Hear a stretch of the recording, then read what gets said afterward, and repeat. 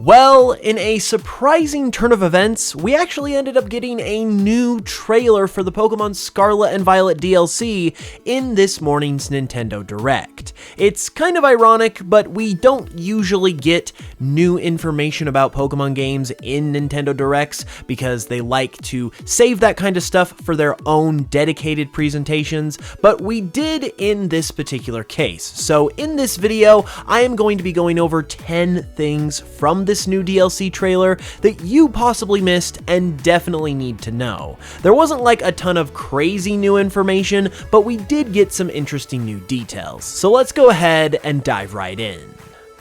First off, on the Pokémon Scarlet and Violet website, there were actually a few key details that were not specified at all within the trailer. One of those is the reveal of a brand new location within the Teal Mask DLC, which is known as Mosswee Town. And I gotta say, it has a very nostalgic feel to it, having that town title as a part of the name, which hasn't really been a thing for Pokemon towns in the past couple generations, so I personally like that touch a lot. In terms of the location itself though, the website says, in Part 1, the Teal Mask, players will head to Mosswee Town in the land of Kitakami, which will act as their base of operations for the duration of the school trip. The community center in the middle of Mosswee Town is a public gathering place where the locals can get together and chat. There's also a shop nearby with toys and magazines on display, and just outside town, you'll be treated to a view of picturesque fields and rice paddies. It also goes on to say that there's a park a short walk away from town called Loyalty Plaza, where you can see statues of Okidogi, Munkidori, and Pheasantipiti, a trio that the villagers fondly call the Loyal Three. To the east of the village, you will find Kitakami Hall. This is the venue where the villagers hold the Festival of Masks, a tradition that has been passed down for generations.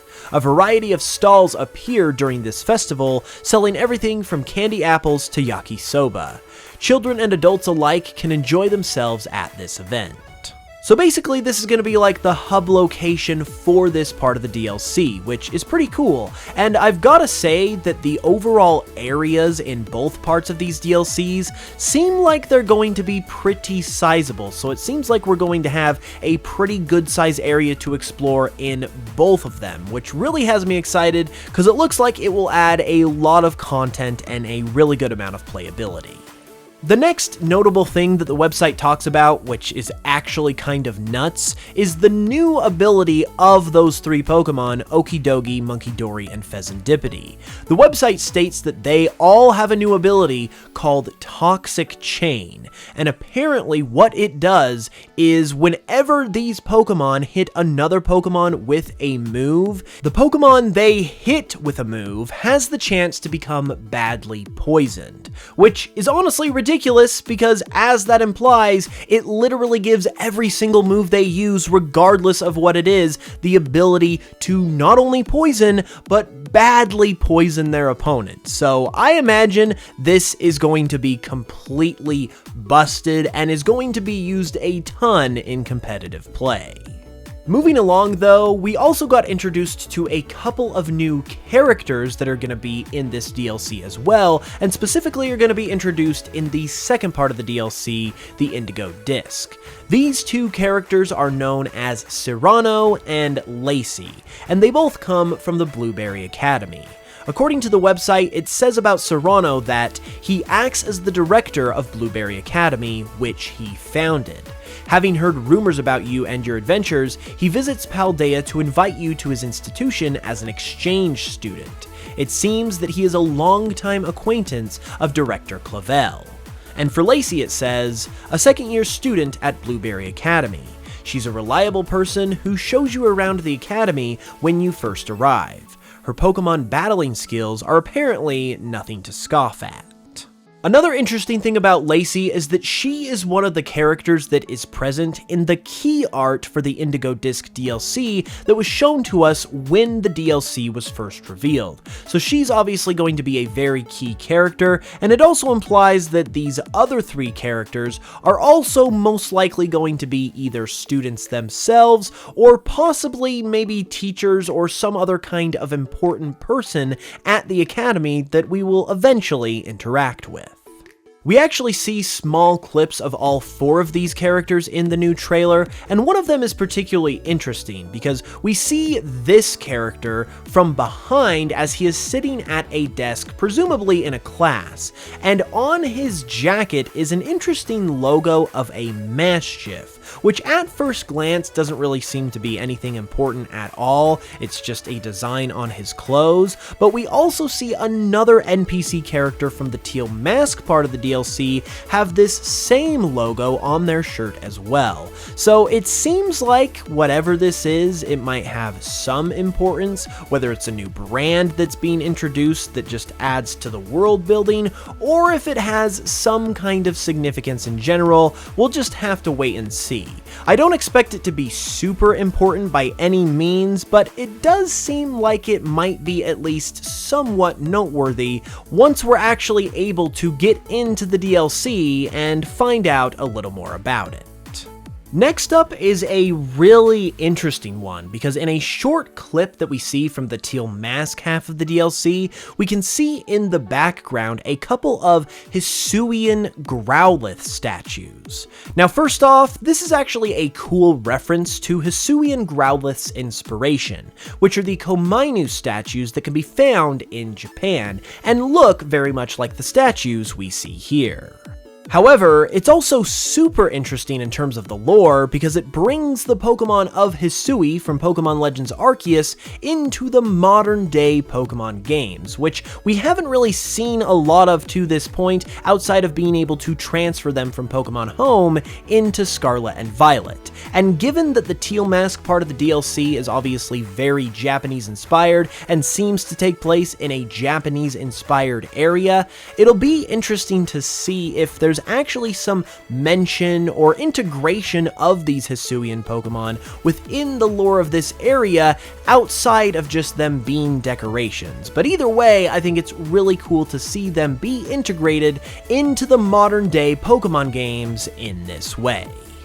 Now we're going to move on to the Indigo Disc part of the DLC, and something I saw that seemed pretty interesting when it showed us the terrarium area that's going to be a part of Blueberry Academy, which also looks really cool, is that not only is it separated into 4 areas and is distinctly separated by this wall-like structure, but it also seems to be the case that there is a crystal-like area in the middle of the terrarium that seems to kind of be important, because at the very least we can see that there is a battlefield within this area, and given that it's crystal-like in nature, and this is obviously the part of the DLC with Terapagos in it, this might be a significant location that we are going to spend some time in and have some important battles in, so this will definitely be worth keeping an eye on.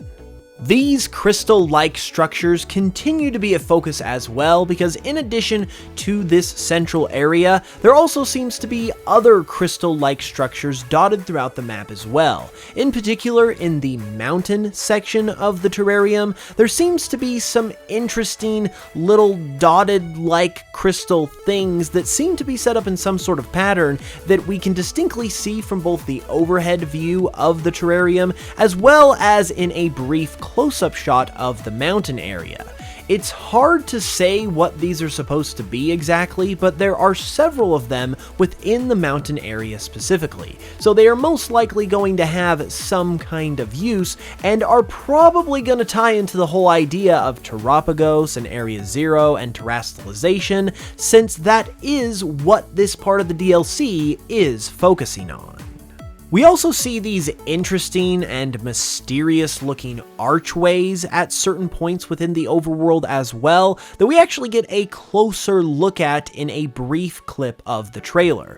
They seem to coincide with the wall that separates the 4 areas of the terrarium, but they definitely seem significant enough at the same time that they're going to have some kind of gameplay purpose or some kind of importance within the world itself. So once again, it's going to be interesting to see what all of these different things mean and how they tie into the overarching elements that we are expecting this DLC to cover in terms of all of the Terapagos terastallization stuff. because it certainly seems that it's pointing in that direction, but it definitely seems to have a bit of mystique to it at this point at the same time.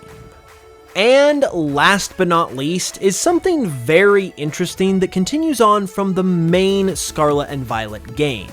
You can call this my conspiracy theory entry, but I talked about in videos in the past when Scarlet and Violet released how there was a ton of Johto representation in these games to the point where it was kind of suspicious, and this seems to be continuing in the DLC.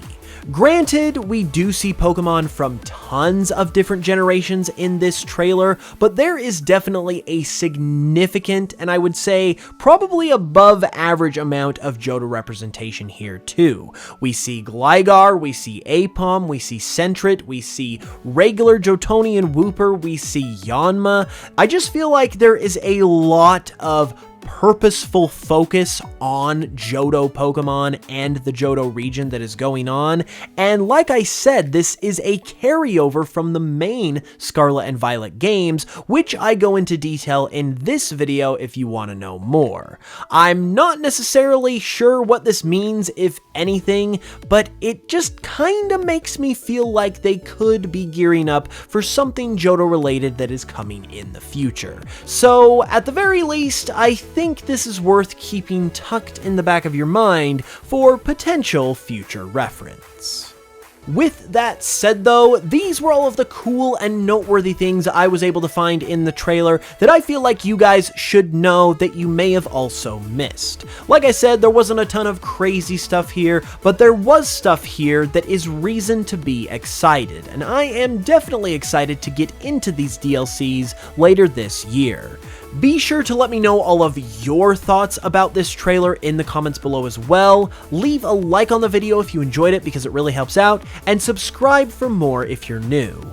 With that said, I'll be back very soon with another video as well. Thank you all so much for watching this bonus video. I really appreciate it. And until that next video, as always, once again, thank you for watching, and I will smell you guys later.